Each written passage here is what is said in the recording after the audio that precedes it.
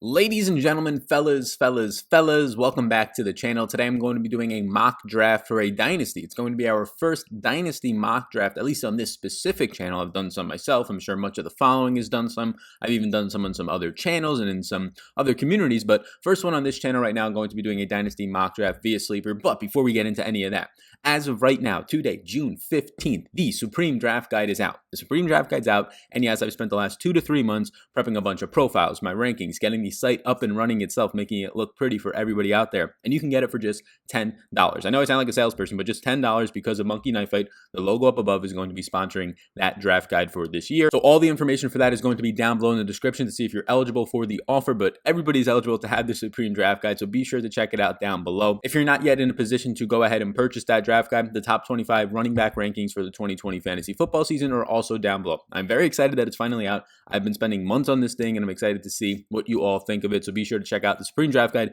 June 15th release date. There's a banner on the screen. It's down below, all of that stuff right now. And if you're brand new here, welcome to the channel. My name is Sal Vetri. I cover fantasy sports and a variety of different sports, but we're really buckling down every single day while covering some of the other sports that are going on and coming back, but mainly buckling down on fantasy football. You can use the 2020 fantasy football playlist as sort of another free type of a draft guide. There's a lot of information in there. There's probably already 50 videos, and by the time the season starts, there's probably going to be upwards of 120 to 150 videos in there that will help you get ready for this. You don't have to watch them all. You can pick out the ones that seem the most appealing to you, whatever it might be, but be sure to check those out. And also the biggest way to support this channel free of charge is by hitting the like button on this specific video and then smashing the big old subscribe button that just popped up on the screen, because that really does help. And that's the biggest way to help, because when YouTube sees you subscribing within the video, they say, hey, these people like it. It's engaging content. It must be good. Let's show it to some other people. So hopefully you do enjoy it. If for some reason you're not already subscribed to this channel and you have seen a video of mine, take a few seconds of your time. Please do that. Hit the like button and notification bell. I really do appreciate that. We're going to be doing a 12-team startup Dynasty draft. It's going to be PPR format. I believe there's 6 bench spots in this one. No super flex. It's just standard quarterback, 1 quarterback league.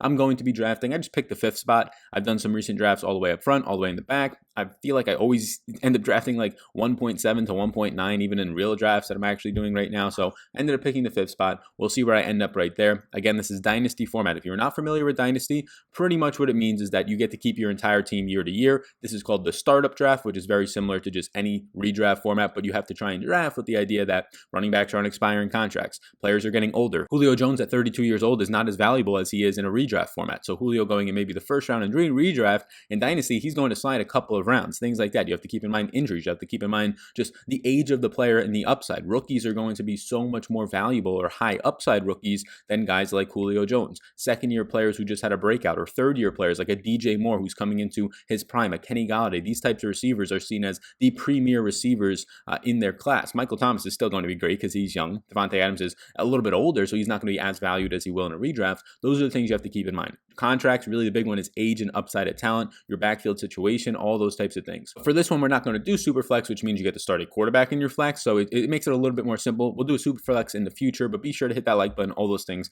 I'm about to start this mock draft up. It's just myself drafting against some of the expert consensus rankings in here. So I'm up on the clock. My first pick, it is 5th overall. And the players that go off the board are McCaffrey, Saquon, Michael Thomas, and Ezekiel Elliott. Those things make sense to me. Zeke, Saquon, and McCaffrey, based on their age, based on their pedigree in their offense, they stand out as players that, yeah, you probably should end up taking that early, especially like Saquon for me in Dynasty. I think I even put him above Christian McCaffrey. McCaffrey just signing that deal, though, does ensure just his stability with that team for the next 4 years, a 4-year, $64 million extension, whereas Saquon has not yet signed his deal, but he still does have 3 years left on his rookie contract, as long as the 5th year is optioned, which we assume it's going to be. Ezekiel Elliott signing that massive deal also gives you good feelings about him. So the way that we're looking at it right now, for me, the best available is on the clock. I want to go running back. I think you should be getting your young and in your in-stone running backs early. And the running backs for me that stand out are going to be Dalvin Cook, Alvin Kamara, Joe Mixon. If I was actually in a Dynasty league with other players right now, I'm not in the league with other players, it's all auto picks, I would be trying to trade back out of this pick. What does that mean? I would be trying to trade back to like pick 1.8 or 1.9 because I want to take Joe Mixon, and I can probably still take him there. And if not, well, then I'll just end up taking Kamara or Dalvin Cook, and it's unlikely that all 3 of those guys go in the next 4 picks. And I would trade back to 1.9, and then maybe I would end up trading and getting somebody else's better second pick. Or realistically, I would just trade out of the first round. I wouldn't even take a first round pick, I would trade out of the first round. I would load up on a second round pick and an extra third round pick or something along those lines. And then I can start taking 2 to 3 upside running backs in those other rounds. So I don't like this spot at all. And that's just some strategy to think about in Dynasty. Trading out of the first round is an elite move. So ideally here, I would trade out of the first round. I would get 2 second round picks. I would have 2 third round picks, something along those lines, maybe 2 fourth round picks, depending on how much you were able to get in the trade. And then now maybe I'm in a position to draft like a Josh Jacobs and a Miles Sanders, second year running backs who have a ton of upside in terms of their age, how they looked in their rookie season. Breakouts in your rookie season are always a good thing to see for correlation for NFL future success. Since I can't really trade, I've just explained the thinking to you, but I'm going to end up going ahead here. And Dalvin Cook and Joe Mixon are both threatening holdouts. Dalvin Cook does have the injury history. I think Dalvin Cook thinks he's worth a lot more than Joe Mixon thinks he's worth individually. The Bengals don't really usually pay players, so we'll see what ends up happening there. This might seem crazy to a lot of people. I want running backs early. I'm not even looking at quarterbacks if it's not super flex. I'm not even looking at tight ends in Dynasty this early, and I'm not looking at wide receivers, to be honest with you. You need to get running backs early in Dynasty. They're the most sacred possession, and honestly, once your rookie drafts come around, they're the hardest things to actually get because they usually go really early. So looking at Dalvin Cook, looking at Mixon and Kamara, I'm worried about Kamara's long-term upside, the next contract that he's actually going to see. Cook, the concerns there compared to Mixon are, 1, Mixon is not going to ask for as much money as Cook is. 2, Mixon has not been anywhere near as hurt. And then when you factor in age, I just like Mixon a little bit more. So it might seem crazy because I think it is somewhat of a reach at 5. So I'm going to take Mixon here at 5. Again, the situation is that it's a spot where I would have traded back if I could. All right, so I'm on the clock now again at the 2.8, and you can see some of the other players that went: Adams, Kamara, Cook, so some of the top running backs. Then a string of wide receivers go. Juju goes in the first round at 1.12. I think that's a little bit early, but I also think that makes sense. That's something you will never see in a redraft format if you're used to redraft, but in Dynasty, it makes sense. This is a guy who his first season in the league broke out with 1,400 yards as a rookie. Got hurt last year. His quarterback gets hurt. The offense falls apart. So yeah, this is a guy who long-term, he's so young, and he came into the league so young. He couldn't even, I think, drink by the time he was in the NFL. So this is a guy who normally wide receivers coming out of the draft are his age that he is right now. And he already had a 1,400-yard season in his career to bank on. So Juju makes a lot of sense in my opinion. You can see Miles Sanders goes at the 2-1. That's tough to see. All these running backs that just went, literally every single one of them I would have liked. Miles Sanders goes at the 2-1. Then a couple wide receivers go in a row. DJ Moore, an elite talent when it comes to Dynasty formats based on his breakout last year and his age. But then these next 3 running backs that go off the board, Jonathan Taylor, Josh Jacobs, and Nick Chubb, this is the reason that I would like to trade back. I could have Joe Mixon and whoever else is left on the clock right now at running back, or I can trade back and snag a Miles Sanders, a Taylor, a Jacobs, and a Chubb, 2 of those guys. That's a way better start in my opinion, because I don't think that Joe Mixon is that much different from Josh Jacobs in Dynasty. If anything, Josh Jacobs is probably a better asset to have. It's just harder to take a risk on him in the first round, right at the 5th overall pick when you can't really trade much. So I'm going to look what's left at the running back position right now, because I still want to be loading up on running backs. Guys like Derrick Henry is not that appealing in Dynasty formats. They're not even giving the guy a big contract. That's a concern. He's not built to last long in the NFL, in my opinion. Aaron Jones, no, he's done after this year, and who knows where he is next. That's a risk in the second round. DeAndre Swift, J.K. Dobbins, a little bit too early for those guys. So I think I'm going to go ahead and take Clyde Edwards-Helaire here. I'll look at what's available at wide receiver: A.J. Brown, Odell, Kenny Golladay. I'm going to go ahead and I'm going to end up taking Clyde Edwards-Helaire here. So this is the start that I'm talking about. I get Joe Mixon and Clyde Edwards-Helaire. Sure, like that doesn't seem awful when you're thinking about it in a redraft format, but the difference I could have had was Jonathan Taylor and Josh Jacobs, Miles Sanders and Josh Jacobs, Nick Chubb and Jonathan Taylor. I love that way more in a Dynasty perspective in terms of my team over the next 7 to 8 years than Joe Mixon and Clyde Edwards-Helaire. Like Clyde Edwards-Helaire might be the redraft pick over just Jonathan Taylor because he doesn't have competition maybe, or even if he does, the way he fits into the Chiefs offense, it means he'll be on the field a lot. But when we're talking next year, when we're talking 2 to 3 years from now, I'm fully confident that Jonathan Taylor is going to be ranked well above Clyde Edwards-Helaire in all formats. So a big piece of Dynasty that I should also talk about is just trading back. You should be trying to trade back and early on trying to be trading back, because those second round picks, if you get a couple of them, they are way more valuable than ever having a first round pick. Like, yes, if you're going to be taking McCaffrey or Barkley, sure, you can end up taking them there at those picks. But if you're like the 1.3 to 1.4, honestly, I would trade out of the Michael Thomas pick at 1.3 or whoever's going to be taken there, especially if you're in a super flex where people are going to probably take Saquon, Mahomes, Lamar, and Christian McCaffrey with the first 4 picks. Just trade back like 2 or 3 spots. You could probably end up landing Zeke or Mixon or Dalvin Cook, and then you're also accumulating picks later on. So I start with Mixon and I start with Clyde Edwards-Helaire. Let's see what happens at my 3rd pick. So I'm at my 3rd pick and I end up just getting sniped right here by Kenny Golladay going off the board. And I like Kenny Golladay a lot in all formats. Some other guys went off the board. Derrick Henry went a pick after me at running back. Austin Eckler went into 3-2. In my opinion, that's a terrible Dynasty pick. I like Austin Eckler this year. I think maybe he has a little bit of a short-term upside, but I don't think that if you're playing 3 or 4 years from now, there's way better options to be getting. But again, you're also waiting in just the win now mode, but you have to always balance win now versus win in the future. The first tight end in George Kittle goes ahead of Kelsey, which is interesting. And the first quarterback in Patrick Mahomes goes. So honestly, I have 2 running backs. I'm fine to go wide receiver or running back here. And honestly, I'm looking for running back. I'm still prioritizing running back. I'm trying to get 3 running backs in a row, or at least 3 running backs with my first 4 picks. Obviously, my 4th pick overall will be a worse running back choice, more than likely. So let's see what's still on the board at the running back position. And I'm not looking to try and get running backs that are Derrick Henry, that are guys like, I don't know, Todd Gurley. I'm not looking to do that because what are you getting? You're getting this year and then maybe another decent year out of them with not a lot of upside after that. I'm looking for guys who have a ton of upside. So here in the 3rd round of a 12-team draft, I'm not totally opposed to just drafting a guy like J.K. Dobbins. So J.K. Dobbins for me is a player who probably ranks in somewhere around like the top 30 players overall in Dynasty. I'm sitting here right now on the clock, right around the 28th, 29th pick. So it's probably a little bit of a reach, but by the time my next pick comes around, which is like 45, J.K. Dobbins won't be there. So J.K. Dobbins is still on the board. I value J.K. Dobbins above DeAndre Swift because Mark Ingram is going to be done after this year. He has an opt-out. He's over 30 years old. And then you have Gus Edwards with 2 years left, but Dobbins likely is going to be taking over in that backfield with Lamar Jackson, the number 1 rushing offense last year, that made Mark Ingram a top 10 running back on less than 50% of the snaps, over 1,000 yards. So I'm in a position where I'm kind of leaning to take a guy in J.K. Dobbins, and then I can get my wide receivers. I can double tap receiver. I can get a receiver and a quarterback. So just to give you an idea of still what's on the board right now, if you look at some of the stuff, Julio Jones is still on the board. Sal, how are you not taking Julio Jones in the 3rd round? If you're not familiar with Dynasty, Julio Jones is going to get you maybe just this year left. Wide receivers fall off a cliff after their 31st year in the league, and every single one of them does. Whoever it is, you can go back and look at all the greats, Calvin, Andre Johnson, all these guys. So if you're taking Julio Jones right now early, you're basically saying, I want to win this year, and then maybe next year I get a little bit of a Julio Jones, but the cliff is coming for a guy in Julio, so I'm not touching that at all. Now, some other guys who are really making me decide on this pick, because maybe I get DeAndre Swift, or maybe I get J.K. Dobbins with my next pick, is Allen Robinson's still on the clock. I think he's a fantastic option to build a cornerstone around overall. Odell went off the board, Kenny Golladay. If Golladay was still here, if he didn't just get sniped before me, I definitely would have went Golladay there. So there's other guys on the board that do stand out. If I'm trying to win now, guys like Julio stand out a little bit. You could always go Kelsey or Lamar here. I think I'm going to end up going and pulling the trigger on 3 running backs in a row in this specific draft. And I'm going to go ahead and get J.K. Dobbins over DeAndre Swift, over Aaron Jones for probably the best available running backs right now. I take J.K. Dobbins there. I like that. I'm starting with Mixon, Clyde, and J.K. Dobbins. This year specifically, Mixon and Clyde, yeah, I have the opportunity to win now. J.K. Dobbins is a pick that maybe he's like Miles Sanders the last half of the year, last 6 games, he starts to go off. So I'm in a position to still win now, but also J.K. Dobbins, if we're talking next year, there's a position where J.K. Dobbins is ranked as a top 20 running back next year, top 10 running back potentially if he flashes out like Miles Sanders did last year, as he's going to be in the best possible situation in Baltimore come 2021. Let's see now where we go with the rest of this draft. At the 4th pick, let's see what happens once we get there. I'm going to be looking at wide receiver more than likely. So this seems to be a pretty sharp draft because not a lot of tight ends and quarterbacks are going. The 2 tight ends that you know, Kittle and Kelsey, they're off the board. The 2 quarterbacks that you know, they usually go off the board, Patrick Mahomes and Lamar Jackson goes to the 3-12. So now I'm sitting here and a ton of wide receivers just went. I didn't want Julio, he went. I did want Allen Robinson, so he's gone.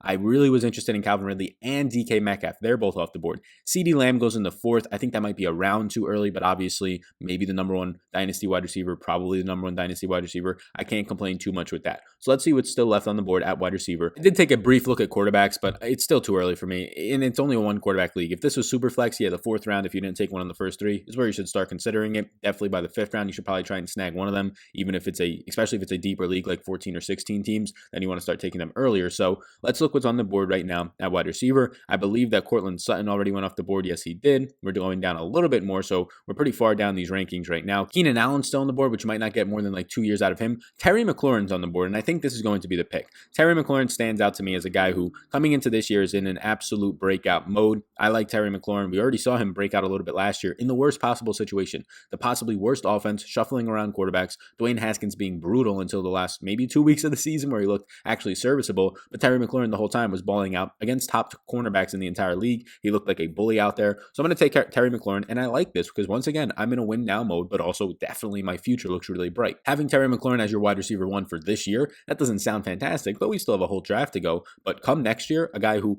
entering into his 3rd year after breaking out as a rookie, same exact thing can be said for potentially Joe Mixon, as he's going to be coming into a veteran year this year. I think this combination of younger talent really goes well. Like, yes, I want to win now, but if you tell me, okay, Sal, you're going to finish, maybe you make the playoffs, you don't really win this year, and then you get a couple of draft picks next year in your rookie draft, but next year you're going to be set up as probably the best team in your league for 3 or 4 years, yeah, I'll take that all day. I'll service or forego the first year of winning a championship for being a major or the favorite in the league for the next 3 or 4 years. So we go Terry McLaurin with the 4th pick. The 5th pick, I'm probably still looking to go at wide receiver, so let's see if I can end up landing going and snagging a good one once the clock comes back to me at my 5th overall pick. The 5th pick goes, and some guys that I was talking about go right after me, and Keenan Allen and Jerry Jeudy, some of the other guys that were on my board. Tyler Boyd goes, somebody I was looking at, as well as Deebo Samuel. So the more that I look at the board right now, the more that I'm starting to just like the way that I'm starting out. So I would like to go with a wide receiver here. We can take a look at quarterback. Kyler's still there. Dak's still there. I just don't want any of these guys. I think Kyler is an interesting case, and so is Dak for the 5th round pick. But I think in the 7th or 8th round is where I'll continue to start looking at quarterbacks. I think late round quarterbacks are fine. There's a ton of really young guys. Believe it or not, Sam Darnold is a year younger than Joe Burrow.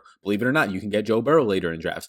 I found that out. I posted it on Twitter the other day. Sam Darnold is 1 year younger than Joe Burrow, and he's been in the league for a few years now. So that's a fantastic dynasty option. He's 23 years old. If your dynasty league actually makes it to lasting 10 to 12 years, you'll always have Sam Darnold, barring some sort of catastrophic injury or him just falling off the face of the earth. So I'm looking at the board right now, and I think Jarvis Landry's the pick. He's not this sexy upside pick like McLaurin, J.K. Dobbins, and Clyde Edwards-Helaire were for my last 3 picks, but he's a veteran, but he's not old. People might think Jarvis Landry, oh, he's 30, 32 years old. No. First of all, he's not a big body receiver like Julio that they usually die out at 32 years old. Jarvis Landry's a slot receiver where he can start playing in this league and keep playing at a high level until like 33, 34 years old, and he's only 27 years old right now. So you're telling me that if I draft Jarvis Landry right now as my wide receiver 2, or really just whatever it's going to amount out to, but my wide receiver 2 in this draft, that he's 27 years old. I still get like 3 to 4 more years of prime Jarvis Landry, and then whatever he can do after that, and I'm getting him in the 5th round. He's going next to guys like all the rookies, right? Justin Jefferson, Jalen Reagor, Tyler Lockett, but I think I like Jarvis Landry a little bit more. So other guys that are up here at least that are worth mentioning are guys like Devontae Parker. I like Devontae Parker just as much maybe as Jarvis Landry, but I think we have a longer sample and a longer track record in multiple different spots with so many different quarterbacks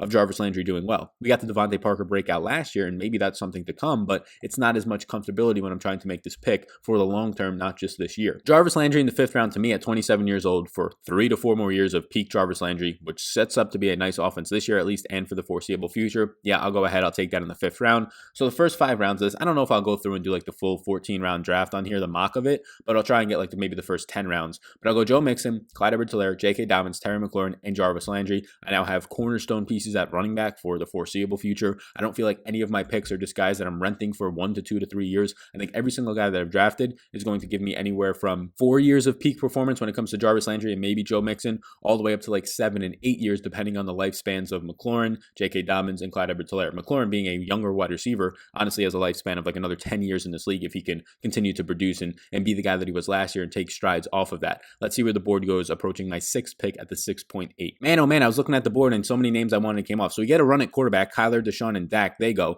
That's fine. Now that those guys are gone, I'm just going to wait on quarterback a little bit. Again, I like guys like Darnold. I like guys like Burrow. I can get them, and then I can get another veteran like a Brady or a Breeze for the next 1 to 2 years, but still have that rookie who maybe by that time, a year or 2 from now, can be my consistent starter, and I can replace them. A run on tight end starts to go here with George Kittle, Travis Kelce, Evan Ingram. Mark Andrews goes. He was a guy that would have, if he would have fell to the 6th round, I probably would have ended up taking Mark Andrews there. But other guys that I was looking at here as I moved the board up, Michael Gallup went a pick before me. I liked him. Devontae Parker we just talked about, as well as Justin Jefferson. David Montgomery fell this far, so I think that was interesting. I'm looking at the board right now. I'm trying to see what's left at running back because I do like a wide receiver. Running back, you have guys like Kareem Hunt, who I think is interesting. Carson and Bell, they're more so like maybe 2-year rentals. Not really much there. Darius Guice does stand out, but wide receiver, Christian Kirk's still here. Hollywood Brown is still here. These are guys that are just screaming at me to draft one of them. So let's look and see which one for me, at least personally, makes the best decision here. I think that Hollywood Brown is probably the pick. I have Hollywood Brown kind of statted out and as a guy in Dynasty to be like a top 70 pick overall. We're currently at pick like 68 right now. So I think it's right around that time to start to take a guy like that.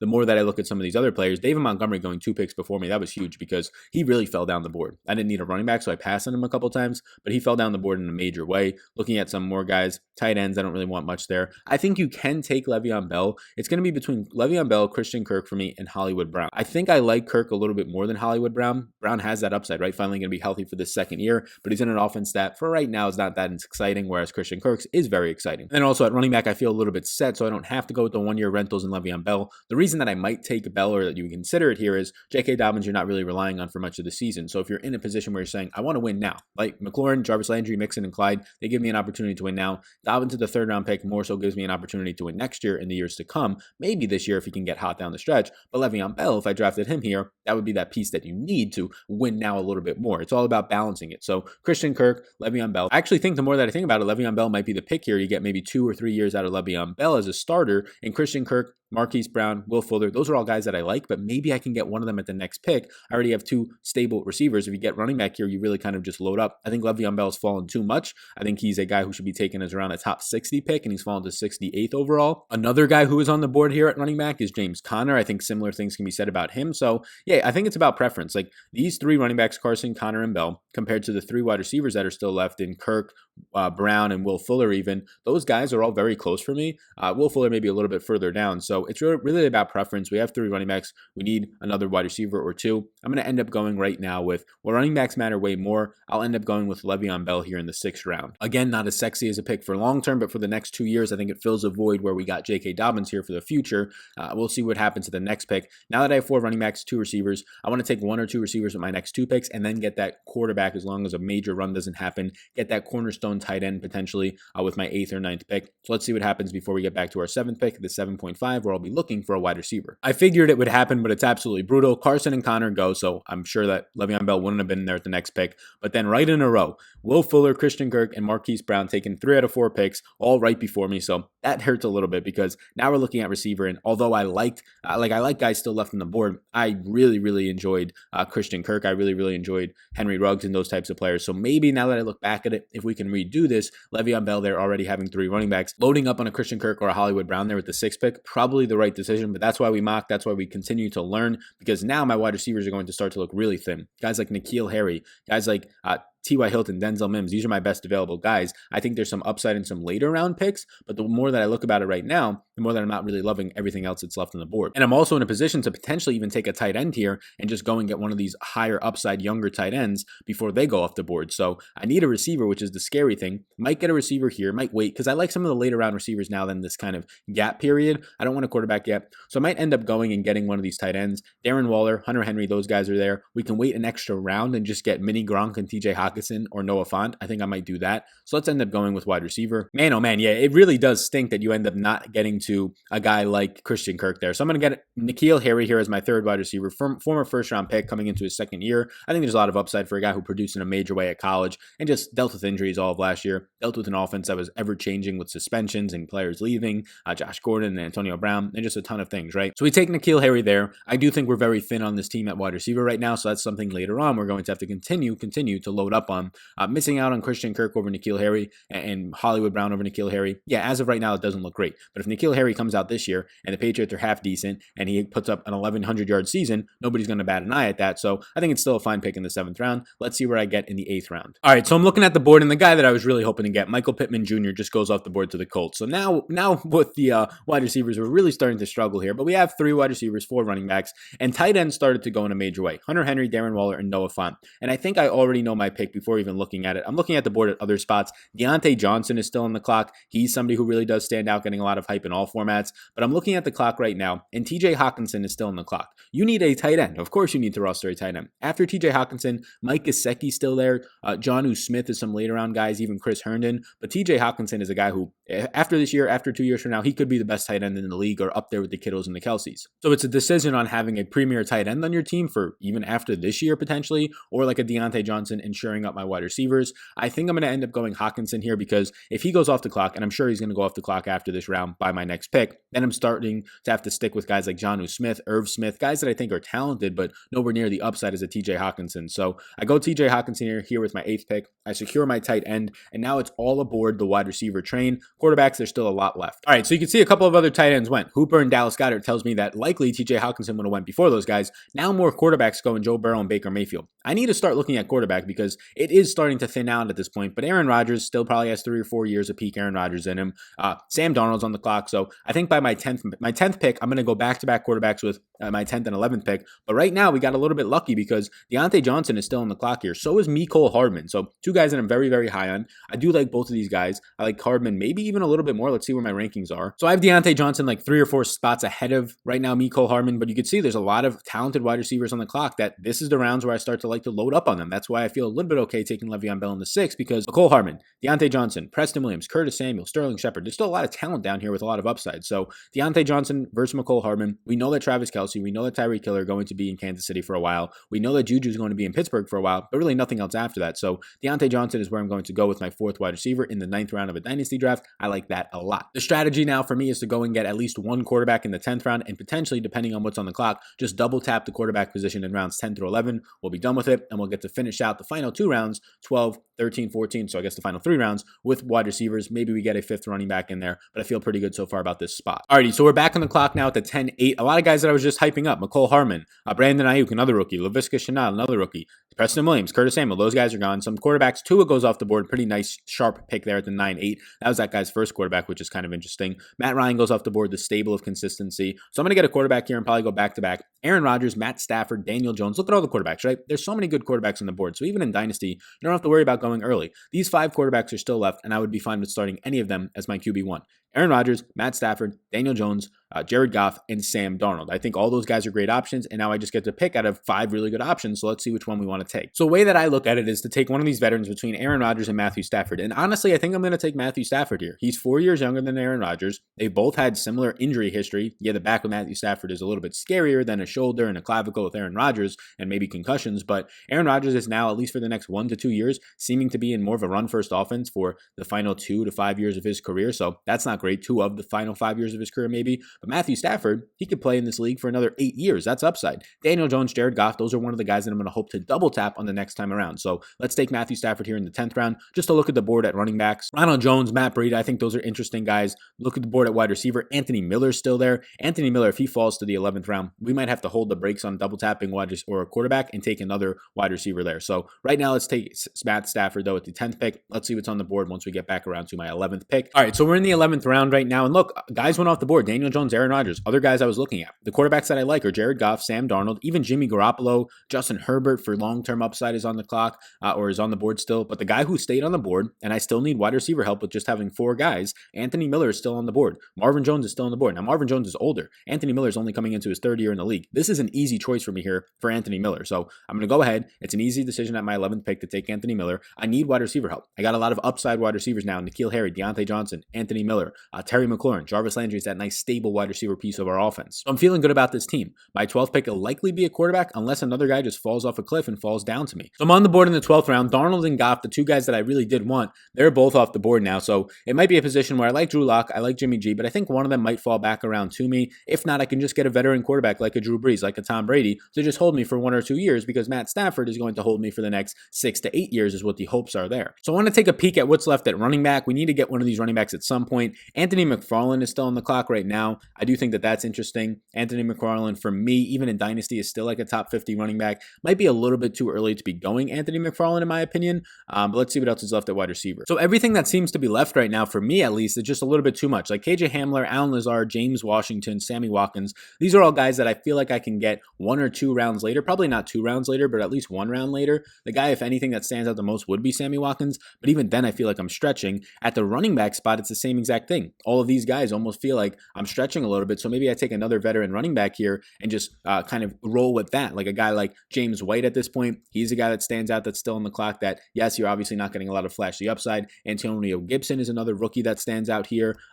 Overall, not really much that's going to be a major impact. These are all guys that I would feel confident getting on my next pick. So maybe we just go with a quarterback here because all these guys, none of them are really, they're not doing it for me, but in another round or 2, I can get the same exact guy. So right now for quarterbacks between Kirk Cousins, Drew Lock, Ryan Tannehill, and Jimmy Garoppolo, even Justin Herbert, but that's a guy that you can get later on. This is just a 12-team league, only 1 quarterback, so you don't really need to push the needle here. Again, even with quarterback, like I would be fine taking Drew Brees or Tom Brady as my backup for the next 2 to 3 years in Dynasty and just picking up on waivers because there'll probably still be a decent amount left. So don't really need too much. None of these quarterbacks scream out, oh, that guy has a ton of upside in my opinion. So we're at a spot here with our final 3 picks that at least right now we're kind of in that in-between round. So James White would be, okay, he's safe for this year specifically, but I feel like we have enough safe pieces, especially with Le'Veon Bell there. Maybe just shoot for more upside at this point in the draft. We have 5 wide receivers now. We have 1 tight end. The tight end spot, not much left. Jonnu Smith, Ian Thomas can get another guy later on.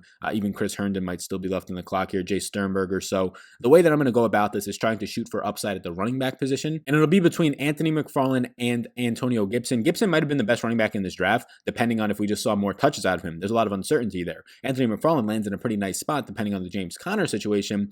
Gibson's in a crowded backfield, though, with AP right now, Darius Geis. If Darius Geis stays healthy, he's likely going to be in Washington for a little bit longer. So the upside pick here for me is going to be, I'm going to go ahead and take Antonio Gibson in this 12th round, and then we'll see about quarterback in the 13th round. So some quarterbacks fly off the board a little bit with Drew Lock and Kirk Cousins. Makes my decisions kind of easy. Like Anthony McFarland's still there, and I like him. So maybe get another rookie running back, double tap them, and then in the final round, just take my final quarterback. Because like right now, taking Jimmy Garoppolo in Dynasty compared to Drew Brees or Tom Brady or whatever my backup quarterback would be, it's not that much different. Like, yes, you're going to get a lot more years out of Jimmy G, but it's not that much different in terms of, okay, if this Dynasty League lasts the next 8 years, yeah, Jimmy G I would have. I wouldn't have to worry about getting a quarterback. But do I feel that confident in Jimmy G's talents that I would still want to have him at that point compared to just renting Tom Brady for 2 years or whoever else like is on the waivers at that point? So I think it's a decent spot to just continue to load up. And with that being said, I might just go ahead here and load up yet again. Hayden Hurst is still on the clock. We're in the 13th round of a dynasty draft, and Hayden Hurst is still on the clock. That's interesting to me.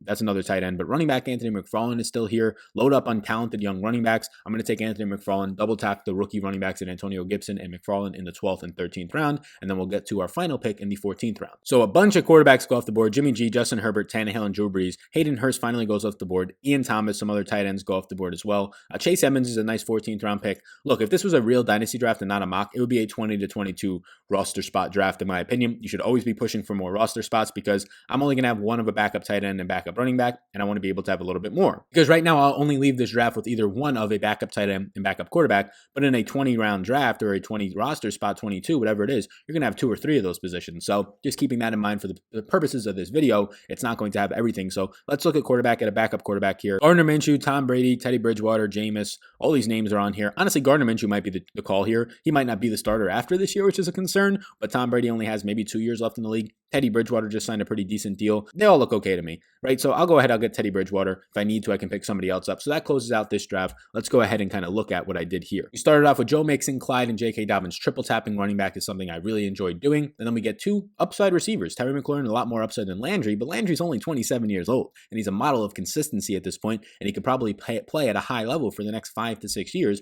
So I do like that a lot. I think we have stable pieces there with Joe Mixon, stable pieces with Jarvis Landry, upside that's already been shown with Terry McLaurin, and then those rookie running backs possess a ton of upside. We get a stability piece in Le'Veon Bell, which I don't really feel that great about Le'Veon Bell, right? I mean, you're looking at a guy who is approaching some older years, but I think this is a spot where, okay, he's my 6th round pick at the end of the 6th round. He's just 28. He just turned 28 years old. You figure he has this season and probably next season and maybe year 30, like we just saw to Mark Ingram. So 2 to 3 more years out of Le'Veon Bell for a late 6th round pick. I think that's okay. And then I scrambled a little bit because I needed wide receivers, but I think we really closed the door on wide receivers by getting upside N'Keal Harry, upside Deontay Johnson, and then upside Anthony Miller with 3 out of my next 5 picks. We get a tight end in the 8th round that I think has the upside in 2 to 3 years from now to be rivaling George Kittle, to be rivaling or passing Travis Kelce as the best tight end in the league in TJ Hawkinson. He fell, I think, a round too late, had to snag him at that point. Get Matt Stafford in the 10th at just 32 years of age. We know what he can do. We know what type of a gunslinger mentality he has. And then 2 out of my last 3 picks are rookie running backs. We closed the door with 4 total rookie running backs.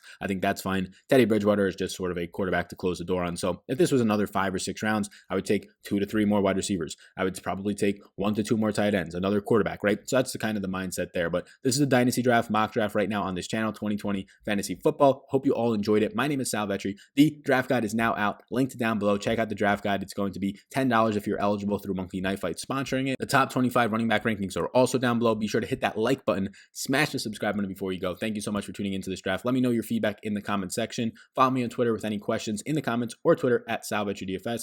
My name is Sal. Thank you so much for tuning in, gang, and I will see you in the next one.